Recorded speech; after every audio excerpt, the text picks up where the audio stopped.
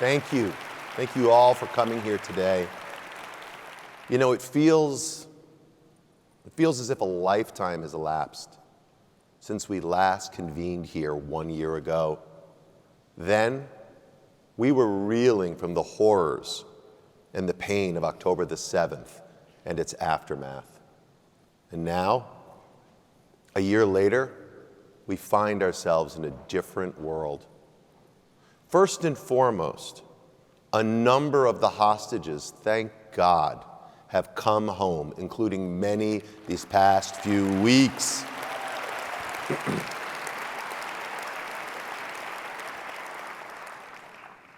Like you, nothing made me happier than to see those families hug their loved ones. I could watch those videos all day long. And let me just say, we won't rest until every single one of them, the living and the deceased, are back in Israel. Bring them home now.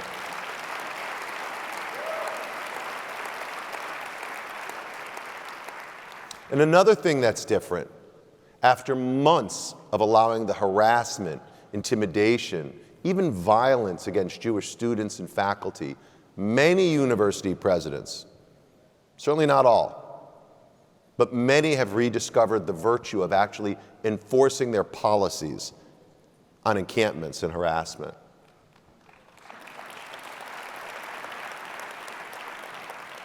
And now, a new administration has taken office in Washington, D.C., and made it abundantly clear that they will redouble the federal government's efforts to fight anti-Semitism on campus, in K-12 schools, and in international organizations. And you know, regardless of who you voted for, this is something we can all celebrate and support.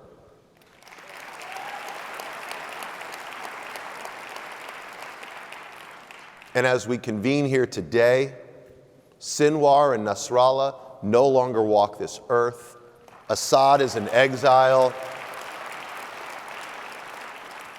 And the Islamic Republic of Iran, the world's largest state sponsor of anti-Semitism and terror, is in retreat, and its proxies are hollow shells of what they once were. So maybe, just maybe, we are turning the corner and coming out of one of the darkest periods in Jewish history since the end of World War II. But to think that everything can just go back to normal is a fantasy. We still have right-wing extremists freed from prison, emboldened here in the United States, as well as their compatriots organizing, mobilizing, and gaining traction through political parties in Europe. I mean, beyond our shores, I don't remember a time when diaspora communities faced more uncertainty. We're seeing waves of violence in once safe places like Sydney and Toronto. Synagogues torched, homes defaced, cars vandalized. This is the new norm for Jews in so many liberal democracies. College campuses here at home may not be aflame, but not a single day goes by without ADL getting a call about a student who was harassed or attacked, or about a campus group that wants to glorify Hamas terrorists, or kick Hillel off campus, or force their institution to adopt BDS. And yes, we still have self-described progressives in major nonprofits, professional associations, news outlets, and elected office who see themselves as the parity police, refusing to acknowledge anti-Jewish hate on its own and gaslighting us about what is or isn't anti-Semitic. So suffice to say, all of us at ADL are still very, very busy. That's because no matter where you stand, there is no going back. The ground beneath us has profoundly shifted since 10/7. We are in a new era. One author went so far as to argue that the golden age of American Jewry is over. A distinguished historian recently noted that for the first time since 1948, Jewish Americans are now feeling something our ancestors in Poland or Germany or Tunisia or Iraq or wherever they lived, that they knew far too well: fear. Fear. Many of us are old enough to remember when our grandparents would lower their voices when talking about Jewish things in public. I remember being told to behave so as not to bring shame on the Jews. Others actually changed their names to something more acceptable. That was done out of fear. And over the years, it's true, these old behaviors faded away. They weren't necessary. They seemed as outdated as the plastic covering the living room couches or rotary phones in the kitchen. But let me ask you, if you're sitting here today, how many of you changed vacation plans in the last year? Maybe decided not to go to Paris or London. Or if you did, you probably took your Star of David necklace off or thought twice before visiting a Jewish site. How many of us have children looking at colleges and find ourselves crossing off the list amazing, world-class universities, places that many of us attended or wish we could have, because of their anti-Semitism? How many of our synagogues and JCCs now have bulletproof glass, metal detectors, and armed security? Let me ask you, do the churches in your town or the YMCAs have to take these precautions? I'm willing to bet not a single one. Or how many of you have changed your account names or know someone who's done so on Uber or DoorDash so they don't sound Jewish? Or maybe removed a mezuzah from their front door? That, my friends, is the return of fear. Check the date. Regardless of what your calendar might say, today is October the 8th. We live in a very different world. Here in the US, the percentage of Americans with significant or elevated anti-Semitic attitudes jumped last year to 24%. That was more than double the 2019 figure and the highest level we've seen since 1964. And for the first time since we started doing these analyses, the younger generation is now notably more anti-Semitic than the older generation. That is an ominous sign if there ever was one. Perhaps unsurprisingly, when you see those attitudes, the number of anti-Jewish incidents also has reached record levels in 4 of the past 5 years. And in the 12-month period after 10/7, ADL tracked more than 10,000 anti-Semitic incidents in America. That's the highest number we've ever seen in any 12-month period since we started tracking this information in the 1970s. Or again, college campuses. More than 83% of Jewish students have witnessed or experienced anti-Semitism since 10/7. 1 in 4 actually have taken extra security measures to protect themselves here in America. So if fear is back, we know why. It's shocking, it's unreal, and it is unacceptable.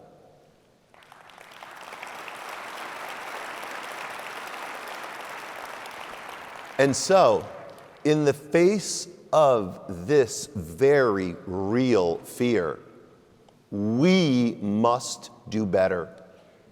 We cannot keep doing the same thing over and over again and expect a different result. As the old saying goes, that is the very definition of insanity. And at ADL, and I would argue other organizations, we must identify what works and what doesn't deliver results. Fix what has fallen short, stop doing what flat out doesn't work, and constantly, relentlessly, ruthlessly innovate. We just can't rest on our laurels. We simply can't keep doing something because it's tradition or because some donor likes it. Hard times force us to make hard choices. And that's exactly what we're doing at ADL. Look, when I stood before you on the stage a year ago, I said we would pivot. I said that a new world requires new strategies and new approaches to fight anti-Semitism. And that's what's happening at ADL. Let me give you some specific examples of our pivot. First, in a world where it's increasingly acceptable to be anti-Semitic, condemnation, folks, condemnation is not enough. Because when there is no moral shame, you just can't scold someone into action. But data doesn't lie. Data is what drives change. So last year, we launched the first ever annual campus report card to document and judge college campuses on how they treat their Jewish community. We developed a rigorous rubric and gave out grades from A's to F's, something these academic institutions definitely understand. We hoped that bad grades would prod these colleges and universities into action, and that eventually everyone would get an A, not because of grade inflation, but because they were able to see how specifically they were failing, and ideally they would want to fix it. And I'm proud that in the past year, since we published the first report card, ADL offices across the country engaged on a sustained basis with 70% of the schools that we rated. We provided concrete recommendations on new policies and gave practical advice to administrators. I myself spoke to dozens of university presidents, one-on-one, giving them counsel and criticism, pushing them to do better. And today, I'm proud to announce that we just released our second annual report card. And I'm delighted to share that a third of the schools we assessed in 2024 improved by 1 letter grade, and 10% actually went up 2 letter grades.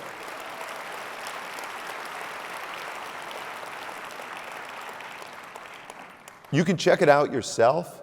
Go to adl.org/campus report card to see all the grades, but do it after this session if you don't mind. Seeing how this approach worked, looking at the results we generated, ADL recently launched the Ratings and Assessment Institute to apply this same model of rigorous data-based evaluations to entirely new sectors, such as state governments, public companies, professional associations. We will hold them all accountable.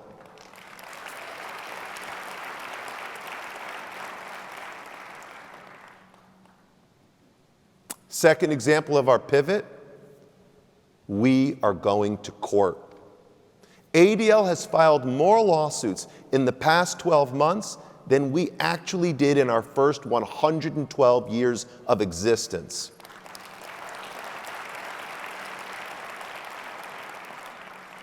These actions include litigation against extremist groups, universities, school districts, corporations, and a landmark $4 billion lawsuit that we filed on behalf of American victims of 10/7 against Iran for the Islamic Republic's role in facilitating the attack.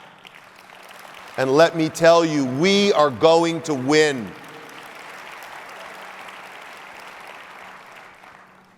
And we also realized in doing this work that it was too difficult for people to get the legal help they needed when they were in trouble.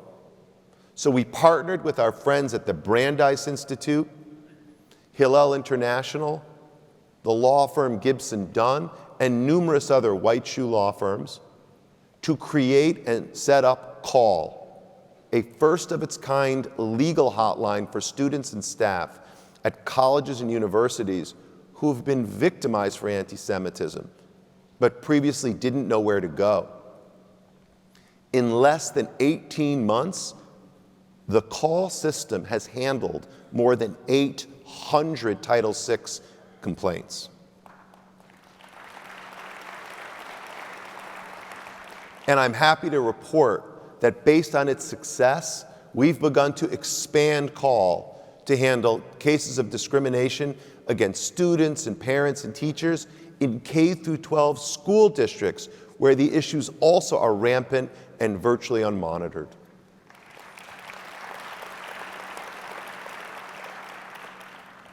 Third example of our pivot, we are moving upstream to interrupt anti-Semitism before it even happens.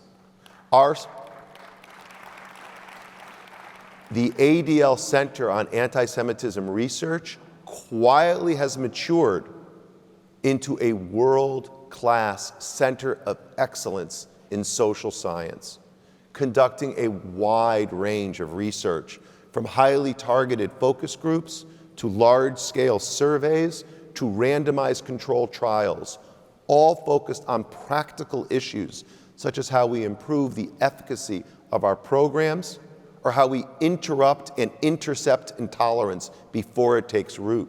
Their insights now inform everything we do at ADL, from our Instagram feed to our educational curricula. Fourth example of our pivot, we are finding new ways to harness our power. Many companies are now targeted by BDS campaigns that seek to demonize Israel and create hostile workplaces for Jewish employees. Last year alone, 75% of the Fortune 500 were targeted by BDS campaigns. That's why JLens, a subsidiary of ADL, launched the first ever Jewish Exchange Traded Fund, or ETF, just last week. It started trading this past Thursday.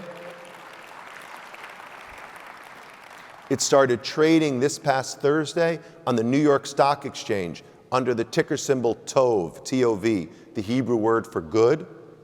It's the first Jewish ETF in the world. And beyond the financial benefits, TOV will unlock the latent power of shareholder advocacy in a way that the Jewish community has never tapped before. So when the BDS hooligans try to schedule a die-in at a shareholders meeting or propose some preposterous resolution to force a company to divest from Israel, TOV gives us a seat at the table so we can punch back. And believe me, we will.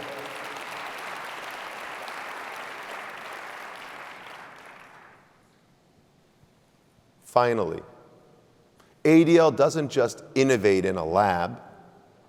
We show up and step right into the ring. Hours after the horrific pogrom against Israeli soccer fans in Amsterdam last year, I was there, on the ground, in the city, having a one-on-one with the Dutch Prime Minister in his residence, telling him that he must take action to protect his Jewish citizens.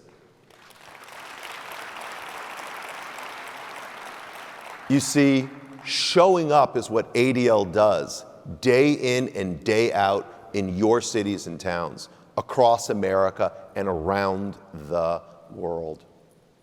Take what happened last summer when the ADL Center on Extremism learned that there would be far-right extremist demonstrations in Nashville, Tennessee. Our Atlanta office took that intel, alerted local law enforcement and elected leaders in Nashville that these groups planned to march and disturb city council meetings. We gave them the details. We shared with them the specifics so they could stop it from happening, and we helped them prepare for any eventuality. But we didn't stop there. We also provided model ordinances to the Nashville City Council that would help the city combat these groups. And guess what happened? The City Council passed the new laws, and now Nashville is a safer and more inclusive city using the ADL model legislation.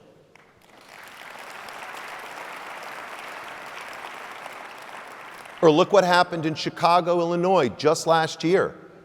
A group of anti-Israel therapists took it upon themselves to compile a Facebook list of so-called Zionists, targeting mental health professionals simply for the offense of being Jewish or supporting the Jewish state. They openly threatened their livelihoods and reputations. This wasn't just an attack on individuals. It was an attack on the integrity of an entire profession, and we were not going to let that stand. ADL's incident response team leapt into action. They worked with our Center for Technology and Society. We pressed Meta to get the group removed from the platform for violating its policies around doxing. But this wasn't just about shutting down a single Facebook page. It was about real accountability. So we engaged directly with Illinois state regulators, pushing them to sanction the therapists behind the page who initiated the campaign, including stripping them of their licenses.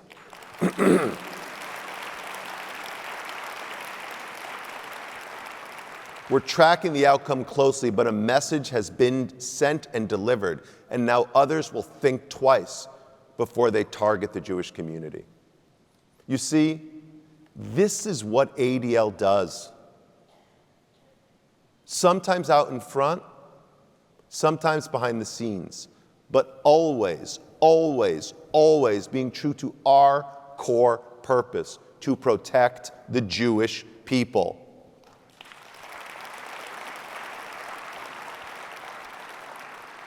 And just look at some of last year's numbers, our scoreboard, if you will. ADL analysts provided more than 2,700 assists to law enforcement, giving them actionable intelligence that helped police prevent hate crimes and protect endangered communities. ADL's Synagogues in Action program reached more than 150,000 households through more than 450 synagogues in 45 states, plus DC and Canada. And ADL's educational materials reached more than 5 million school children across America. Now I know, and I appreciate, that a lot of attention gets paid to our statements, and that many of you might not agree with every position we take or item that we post. And you know, that's just fine. Because we don't just tweet about bigots, we take them on and take their bigotry apart piece by piece.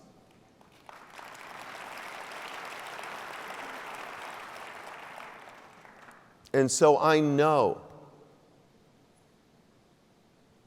I feel the fear that's out there. We all wish we could turn back the clock to October the 6th. But when I think about this past year, yes, there is fear, but there is also hope. Hope in the ordinary Americans who know it's wrong to vandalize synagogues and to harass their Jewish neighbors. Hope in the silenced majority, many of whom have never even met a Jew, but they know it's wrong to attack students on campus or seniors walking to worship. And so I know there is hope. And while we're inspired by this hope, I'll also acknowledge that hope is not a strategy. That's why we at ADL will never cede a single inch to anti-Semites. We will never stop finding new ways to prevent bigotry and stop the bigots in their tracks. And we will never relent and never apologize for fighting for our community with everything we've got, for fighting for our kids, for fighting for our future. Again, we will never apologize because never is now.